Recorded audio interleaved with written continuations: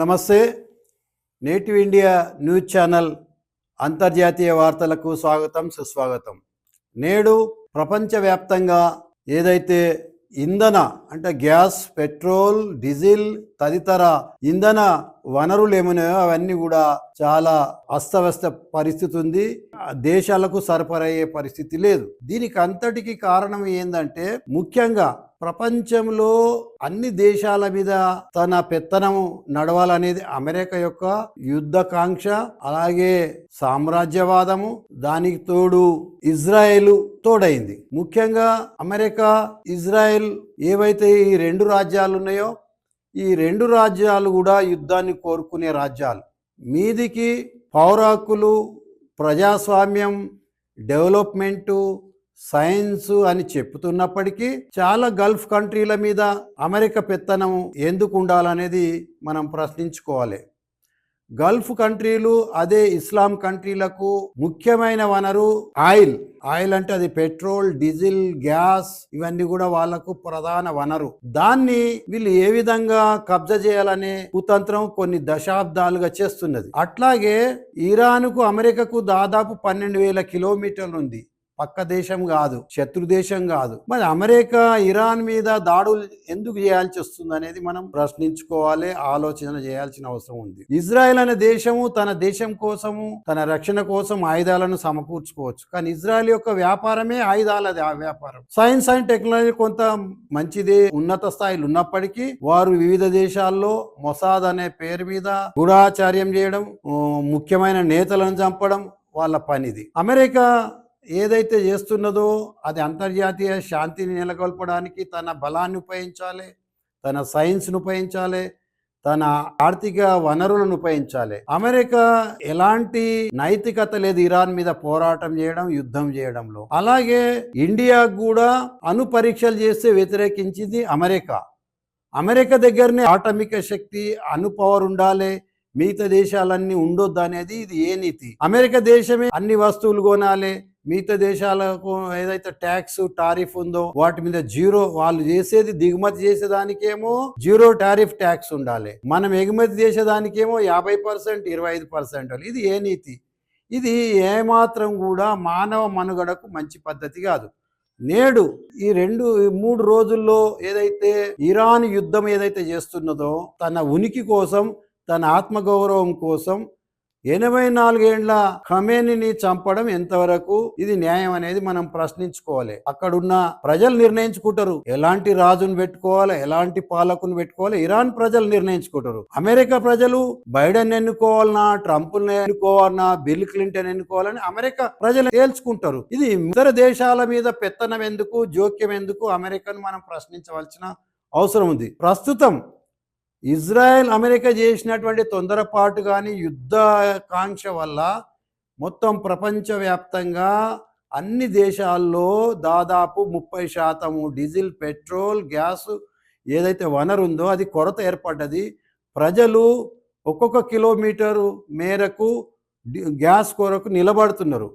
మన ప్రభుత్వం ఇరాన్ కొన్ని 2 నౌకలను రిలీజ్ చేసింది, ఇంకా 12 నౌకలు హార్మూజ్ జలసంధిలో ఉన్నది. హార్మూజ్ జలసంధి మొత్తం ఇరాన్ సరిహద్దులు ఉన్నది, వాళ్ళ దేశానికి సంబంధించింది. వాళ్ళు ఏ విధమైన కట్టడైనా చేస్తారు. అయితే ఇరాన్ మీద ఇజ్రాయెల్ గ్యాస్ సరఫరా మీద చేసిన దానికోసం వాళ్ళు దాని ప్రతిఘటనగా Saudi Arabia, Qatar, UAE, Qatar ఈ ప్రపంచంలో మొత్తం 80% గ్యాసును సరఫరా చేసేది. వాళ్ళకు దాదాపు 22,000 చదరపు కిలోమీటర్ల గ్యాస్ నిల్వలు ఉన్నాయి. మరి వీళ్ళు యుద్ధము ఇరాను దానికి రిటాలియేషన్ గా ప్రతీకార చర్యగా ఎందుకు చేస్తుందంటే అమెరికా స్థావరాలు గల్ఫ్లో ఎందుకు ఉండాలి? గల్ఫ్లో స్థావరాలు పెట్టడం వల్లనే ఆ అమెరికా ఆ స్థావరాలను పెట్టుకొని మా మీద దాడి చేస్తుంది. మీరు ముస్లిం దేశం అనేది అప్పుడు గుర్తు రాలేదా? సాటి ముస్లిం దేశం మీద అనేది ఇరాన్ అడుగుతున్నది. మరి ఇప్పుడు సౌదీ అరేబియా, యుఏఈ కానీ, ఖతార్ కానీ, బెహ్రాన్ కానీ, జోర్డాన్ కానీ ఇవన్నీ కూడా మా ముస్లిం దేశాలు అంటున్నాయి. మరి అమెరికాకు యుద్ధ పిపాస అయిన అమెరికాకు ఎందుకు సైనిక స్థావరాలను ఇస్తున్నది? అక్కడి నుంచే కదా చేస్తుంది. ఫర్ ఎగ్జాంపుల్, రేపు పాకిస్తాన్లో భారత్కు వ్యతిరేకంగా అమెరికా స్థావరం పెట్టినప్పుడు పాకిస్తాన్ వాళ్ళు కాశ్మీరు, ఆక్రమిత కాశ్మీర్లో స్థావరం పెడితే అది భారత్కు ప్రమాదం అవుతుంది. అట్లనే ఇరాన్ వాళ్ళు కూడా అదే చేస్తారు. చాలా ఏండ్లుగా.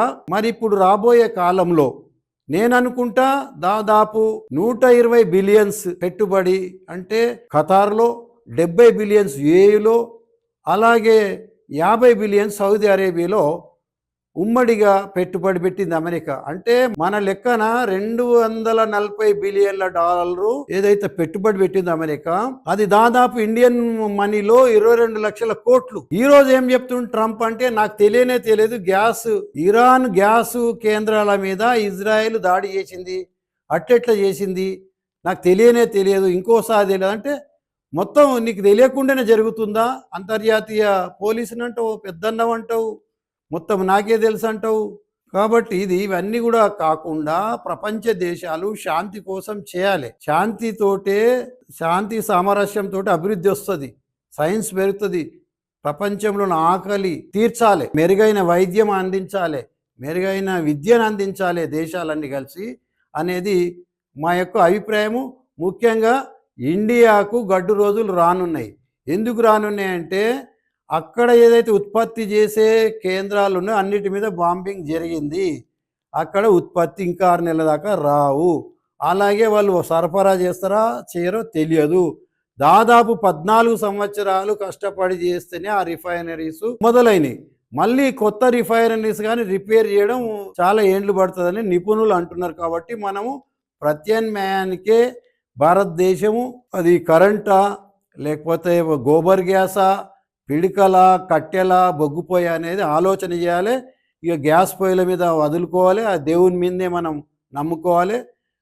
దేవుడు కరుణిస్తే మన గ్యాస్ వస్తుంది, ఇరాన్ కరుణిస్తే గ్యాస్ వస్తుంది, ఇజ్రాయెల్ అమెరికా శాంతిస్తే మనకు గ్యాస్ వస్తుంది.